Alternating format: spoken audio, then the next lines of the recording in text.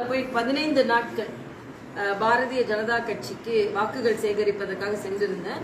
ஹைதராபாத், செகுந்தராபாத் 2 தொகுதியும் தனி கவனம் செலுத்த சொல்லப்பட்டிருந்தது எனக்கு. அதுக்கப்புறம் நான் ஒரு 9 பாராளுமன்ற தொகுதிகளுக்கு போனேன்.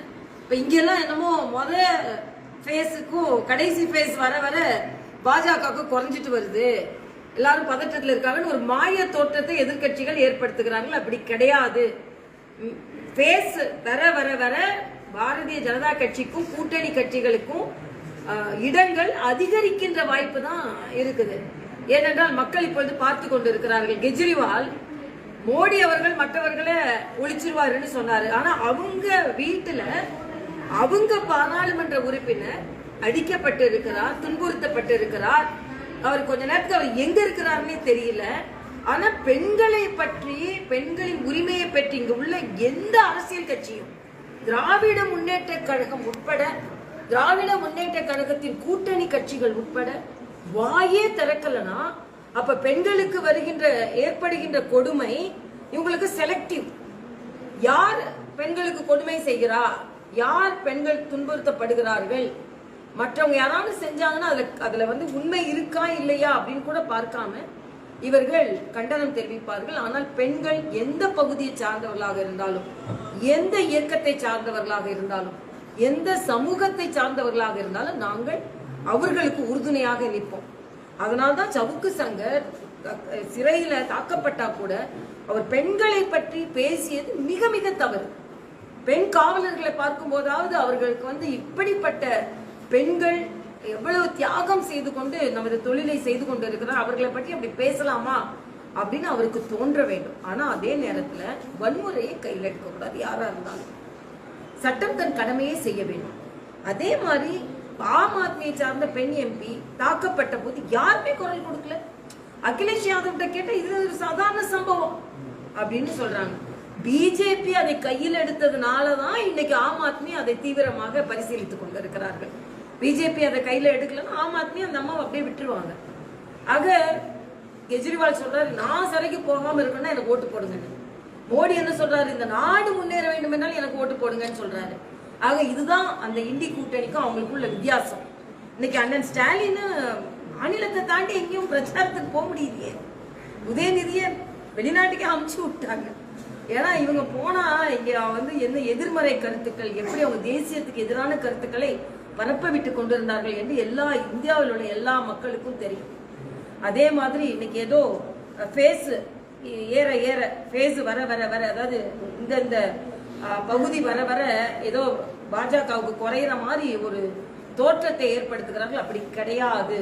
இன்னும் சொல்ல போனா பாஜக பலமாக இருக்கின்ற இடங்களில் இன்னும் கூடுதல் பலம் பெறும், பலவீனமாக இருந்த இடத்தில் கூடுதல் பலத்தை பெறும். இதுதான் எங்களோட. அதனால்தான் மரியாதைக்குரிய பாரத பிரதமர் ரொம்ப கான்பிடென்டா 2047 தாங்க என்னோட நோக்கம், இலக்கு. நாடு முன்னேறி வருகிறது. முதல்லாம் 3.5 கிலோமீட்டருக்கு ஒரு நாளைக்கு போட்டுட்டு இருந்தது 34 கிலோமீட்டர் ரோடு போடப்படுகிறது. இங்கே உள்ள ஊடகங்கள்லாம் ஒரு தவறான கருத்தை ஒண்ணு சொல்றாங்க, மோடி வளர்ச்சியை பத்தியே பேசல, பிரிவினையை பத்தி தான் பேசுறாரு அப்படின்னு. வளர்ச்சியை பத்தி அவர் 1 மணி நேரம் பேசுறாரு. நீங்க அந்த ஒரு வார்த்தையை எடுத்துக்கொண்டு நீங்கள் விவாதம் செய்து கொண்டு இருக்கிறீர்கள். பல இடங்களில் பல மாநிலங்களுக்கு ஏற்றாற்போல் அங்க பிரச்சாரம் இருக்கிறது. அதுக்கு தமிழ்நாட்டில் விவாதம் செய்வது எந்த பலனும் பெறாது. அதனால யாரும் பிரிவினைவாதத்தை விதைக்கவில்லை. இன்னும் சொல்ல போனா காங்கிரஸ் தான் இந்துக்களையும் முஸ்லீம்களும் சேர்ந்து விட்டால் என்ன செய்வது, அவங்களை பிரித்தே வைக்கணும் அப்படின்னு அவங்க தான் இந்த மாதிரி பாலிடிக்ஸ் செய்யறாங்களே தவிர மரியாதைக்குரிய பாரத பிரதமர் இன்க்ளூசிவ் குரோத், ஒட்டுமொத்த வளர்ச்சி, அதுதான் அவரோட எண்ணம். அதைத்தான் அவர் நடைமுறைப்படுத்தி கொண்டிருக்கிறார். நிச்சயமாக பாஜக பல இடங்கள் அவங்க சொன்ன மாதிரி 400 இன்னொன்னு சொல்றாங்க. 400 சொன்னீங்க, அப்புறம் சொல்ல விட்டுட்டீங்கன்னு. ஏங்க எனக்கு தான் நாங்க ரொம்ப தெளிவா சொல்லியாச்சு, திருப்பி சொல்லணும்னு அவசியமே இல்லை. ஏன்னா அதை நோக்கித்தான் போய்கொண்டு இருக்கிறோம்.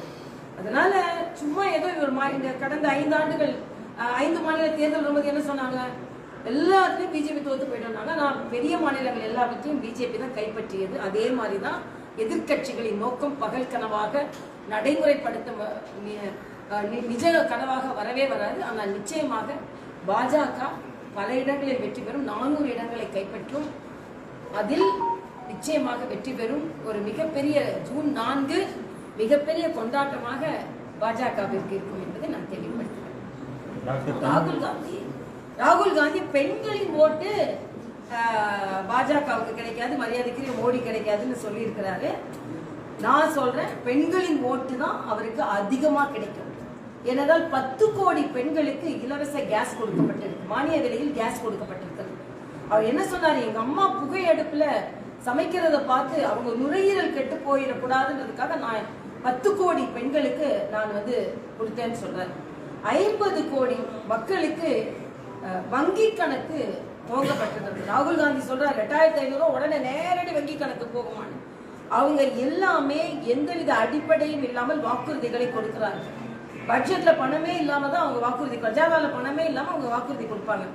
ஆனா மரியாதைக்குரிய மோடி அவர்கள் அப்படி கிடையாது. 25 கோடி மக்களை வறுமை கோட்டில் இருந்து மேலெடுத்து கொண்டு வந்திருக்கிறார். அது மட்டும் இல்ல, முத்ரா வங்கியில 23,000 கோடி ரூபாயில இதுல ஏறக்குறைய 1/3 பங்கு பெண்கள் அதிகமாக, 3 பங்கு கூட இல்ல, 63% பெண்கள் பலனடைந்திருக்கிறார்கள். ஸ்டார்ட் அப்ல 83% பெண்கள் பலனடைந்திருக்கிறார்கள். ஆக பெண்கள் இன்னைக்கு பைலட்ல அதிகமாக பெண்கள் இருக்கிறது நம்ம நாட்டுல தான். இது எல்லாமே பாரத பிரதமரின் ஊக்கத்தினால் தான். அதனால ராகுல் காந்தி சொல்வது தவறாக போகும். மரியாதைக்குரிய பாரத பிரதமருக்கு பெண்களின் ஆதரவு இருக்கிறது.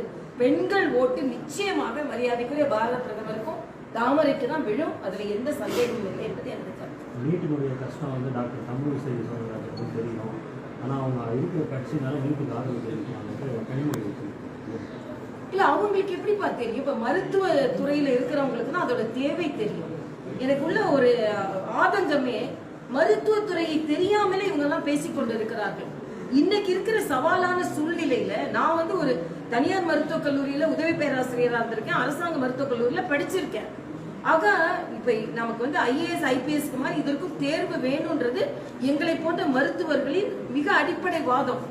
இது மக்கள் அதை ஒப்புக்கொள்ள ஆரம்பித்து விட்டார். என்ன கேட்கிறேன், இன்னைக்கு 14 லட்சம் பேருக்கு மேல நம்ம தமிழகத்துல இருந்து எழுத ஆரம்பிக்கிறாங்கன்னா குழந்தைகள் ஒத்துக்கொள்ள ஆரம்பித்து விட்டார்கள். எனக்கு தெரிந்தே மிக எளிமையான குடும்பத்தை சார்ந்தவர்கள் நீட்டுக்கு அப்புறம் மருத்துவ கல்லூரிகளில் சேர்ந்திருக்கிறார்கள்.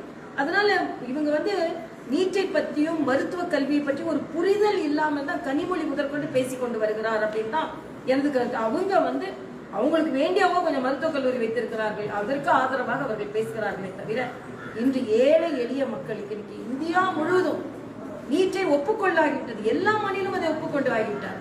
அதனால நீட்டை பற்றி புரிதல் இல்லாமல் பேசுகிறார்கள் என்பதுதான் எனது கருத்தாக இருக்கு. சவுத் இந்தியாவில் பிஜேபி வீக்னஸ் அதிகமாக சவுத் இந்தியா என்னமோ அவங்க ரொம்ப அவரே அப்புறம் வயநாடை விட்டுட்டு சவுத் இந்தியாவில் அவர் வீக்கா இருக்காரு. வயநாடை விட்டுட்டு எதுக்கு ரேபரேலிக்கு போறாரு?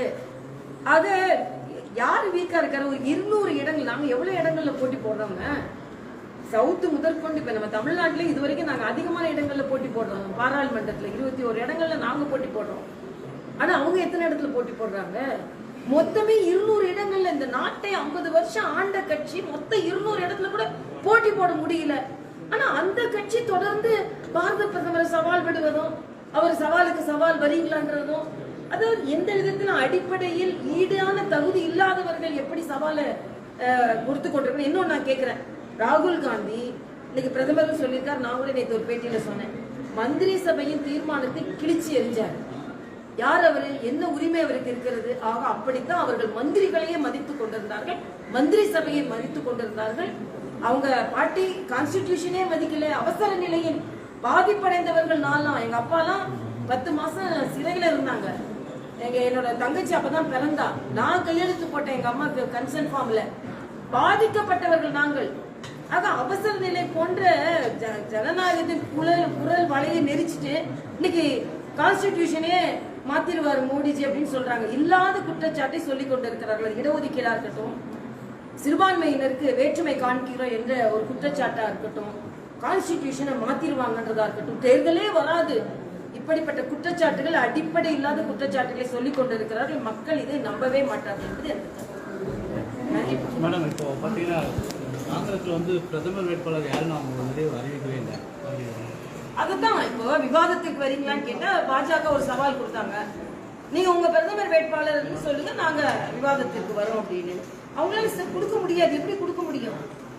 கெஜ்ரிவால் வெளியே வந்துட்டு நான் சிறைக்கு செல்லாம இருந்தேன்னா செல்ல வேண்டாம்னா எனக்கு ஓட்டு போடுங்கன்றாரு. 2 முதலமைச்சர் சிறைக்கு செல்லும் சூழ்நிலையில் இருந்து கொண்டிருக்கிறார்கள். ஒரு முதலமைச்சர் வட மாநிலத்திற்கு போய் பிரச்சாரம் செய்ய முடியாத சூழ்நிலையில் இருக்கிறாரு. ஒரு முதலமைச்சர், மேற்கு வங்க முதலமைச்சர், தேர்தல் முடிஞ்சப்புறம் பார்க்கலாம் யாருக்கு நான் ஆதரவு தருவேன்னு பினராயி விஜயனும் பிரியங்கா காந்தியும் சண்டை போட்டுக்கிறாங்க. ஆக முதலமைச்சர்கள்ட்ட இப்படி ஒரு ஒற்றுமை இல்லை. அதுல வந்து நவீன் பட்நாயக், ஜெகன் போன்றவர்கள் எல்லாம் அந்த நிலைப்பாடையும் அவங்க எடுக்கல.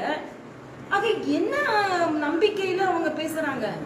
முதலமைச்சர்கள் எல்லாம் ஒன்னா உட்கார்ந்து கூட அவங்களோட பிரதம அமைச்சர் கேண்டிடேட் அவங்களால செலக்ட் பண்ண முடியாது. இது மக்களுக்கு நன்றாகவே தெரியும். எங்களுக்கும் அவங்களுக்கும் இருக்கிற வித்தியாசம் என்னன்னா, நாங்க பிரதமர் வேட்பாளரோடு மக்களை சந்திக்கிறோம். இது மத்திய தேர்தல்.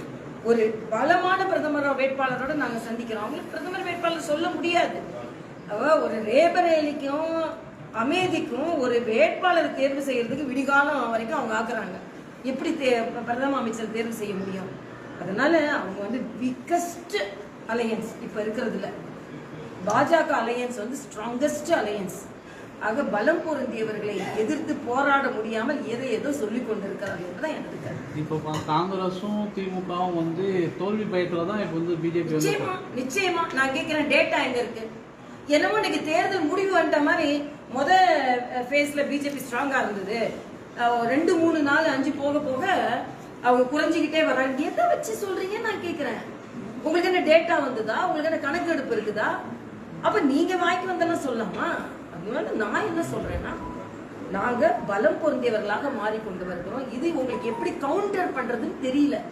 அதனால எதையோ நீங்கள் சொல்லிக் கொண்டு இருக்கிறீங்க. இன்னைக்கு வந்தே பாரத்ல வந்தேன்ப்பா, மக்கள் எவ்வளவு மகிழ்ச்சியா இருக்கு. இது மாதிரி வளர்ச்சி என்னைக்கு நம்ம பார்த்தோம்? 75 வருஷம் ஆயிருக்கு இதே மாதிரி வளர்ச்சியை மக்களுக்கு கொடுப்பது. அதனால நீங்க என்ன வளர்ச்சி கொடுத்தீங்கன்னு மக்களுக்கு. நான் சிதம்பரம் இருந்தா இருப்பேன், இன்னைக்கு நம்ம நிதி அமைச்சரா இருந்தார். தமிழ்நாட்டுக்கு என்ன கொண்டு வந்தார் நீங்க கொஞ்சம் போய் கேளுங்களேன். 5 அமைச்சர்கள் மத்திய அமைச்சர்கள் இருந்தாங்க. இன்னைக்கு தமிழ்நாட்டுக்கு என்ன கொண்டு வந்தீங்க? தமிழ்நாட்டுக்கு என்ன கொண்டு வந்தீங்கன்னா, தமிழ்நாட்டுல ஏர்போர்ட் விரிவாக்கப்பட்டிருக்கிறது, திருச்சி ஏர்போர்ட் விரிவாக்கப்பட்டிருக்கிறது. இவ்வளவு திட்டங்கள் இருக்கும்போது நீங்க என்ன செஞ்சீங்க? அதனால நிச்சயமாக மக்கள் பாஜகவுக்கு ஆதரவு தருவார்கள்.